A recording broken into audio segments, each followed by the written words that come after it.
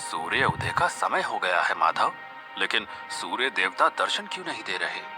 कभी कभी युद्ध केवल रणभूमि में नहीं होता, हृदय में भी होता है। और हृदय का अंधकार दूर नहीं हो पाता। शायद खुद सूर्य भगवान का भी अंधकार दूर नहीं हो पा रहा है। लेकिन सूर्य देवता के हृदय में अंधकार क्यों होगा माधव?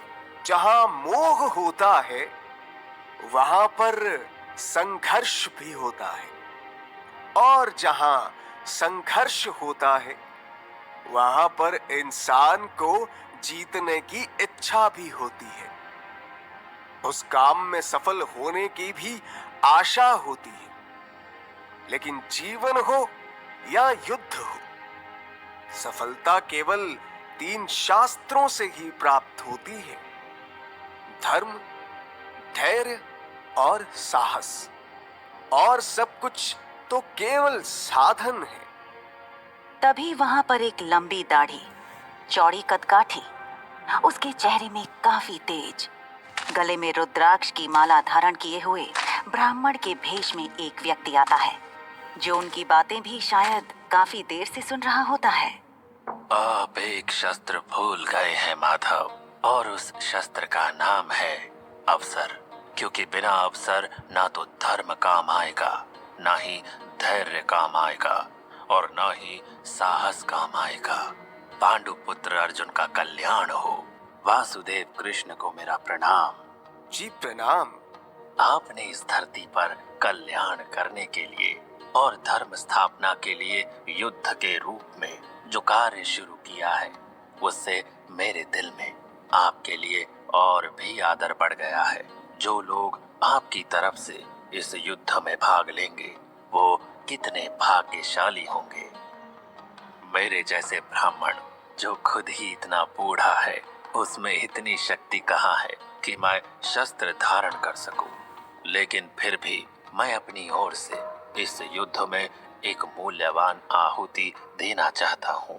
आपका बहुत बहुत आभार ब्राह्मण देवता, लेकिन युद्ध में केवल रक्त की आहुति ही दी जाती है। आप बिल्कुल सही कह रहे हैं कुंती पुत्र अर्जुन, तो फिर मैं रक्त की ही आहुति दूंगा। लेकिन खून तो रणभूमि में बहाया जाता है, युद्ध से पहले नहीं। विद्या प्राप्त करके लोग अपने भविष्य में सफलता के लिए अवसर का निर्माण करते हैं। आप शायद मेरी बातें समझे नहीं। युद्ध में जीता जा सके और रक्त बहाया जा सके, उसके लिए आज ही अवसर बनाना बहुत जरूरी है। वही मेरा योगदान होगा। मैं रक्त बहाने का अवसर बनाऊंगा। मैं चलता हूँ। प्रणाम। इतना कहते ही वो ब्राह्मण वहां से चला गया।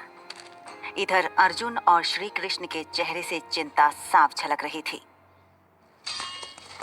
अगले दिन जब सभी सैनिक युद्ध का आभास कर रहे थे, तब अर्जुन श्री कृष्ण से पूछते हैं, माधव, मुझे ये बताओ कि वो ब्राह्मण देवता आखिर ऐसा क्या मांग रहे हैं जिससे मुझे ऐसे युद्ध में अवसर मिलेगा?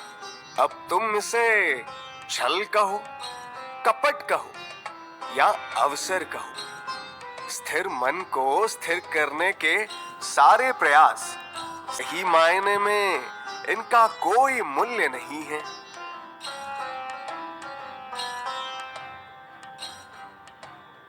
लेकिन माधव, अगर अवसर नहीं मिलेगा तो धर्म तो गुप्त रहेगा, और धैर्य सोया रहेगा, और साहस दिखाने का तो मौका ही नहीं मिलेगा।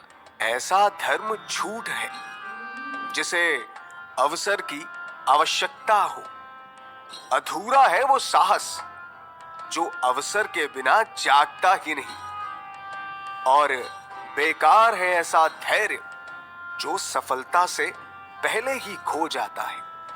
तो फिर कल रात तुमने उनका दान लेना स्वीकार क्यों कर लिया था?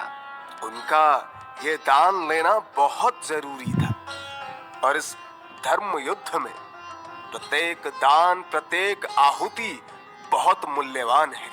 वैसे माधव, ऐसा क्या दान ले सकते हैं वो जिससे मेरे लिए विजय का अवसर बन जाएगा? कभी कभी युद्ध में अगर सामने वाला कमजोर पड़ जाए तो उसे भी अवसर ही कहा जाता है पार्थ। अर्जुन और कृष्ण बातें ही कर रहे थे और अर्जुन इसी बीच अपने युद्ध का अभ्यास भी करने लगे। अपने बाण से निशाने साधने लगे। तभी एक योद्धा उनसे बोला, गुरुदेव अर्जुन, आपके बाण से तो कोई कवच सुरक्षित नहीं रह पाएगा। इसके लिए तो दिव्य कवच ही चाहिए। जैसे ही अर्जुन ने ये सुना, वो पूरा रहस्य समझ गया कि आखिर वो ब्राह्मण देवता दान में क्या मांगने की बात कर रहे थे। वो मांगने जा रहे थे कर्ण के कुंडल और कवच, जिससे अर्जुन की जीत हो सके और अर्जुन कर्ण को युद्ध में पराजित कर सके। लेकिन आखिर ये ब्राह्मण देवता थे कौन और उनका अर्जुन से क्या रिश्ता था? उन्होंने अर्जुन का साथ देने के लिए छल का मार्ग क्यों अपनाया?